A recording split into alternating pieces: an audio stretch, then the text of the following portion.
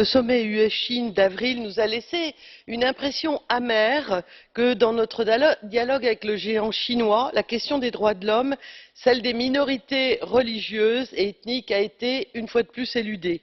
Si la Chine réaffirme bien timidement, effectivement dans la déclaration, que tous les droits de l'homme sont, dit-elle, universels, indivisibles, interdépendants, indissociables, on assiste pourtant à des pressions alarmantes sur les libertés des minorités, qu'il s'agisse du Xinjiang avec les Ouïghours, qu'il s'agisse des destructions d'églises, de torture, d'actes de torture ou de répression sous couvert de sinisation, qu'il s'agisse aussi de la région autonome du Tibet, où Pékin a déployé des mesures de surveillance et de contrôle inouïes vis-à-vis des Tibétains et même interdit l'accès aux observateurs internationaux et aux journalistes. C'est ce que nous n'avons cessé de dénoncer avec Thomas Mann et l'intergroupe Tibet.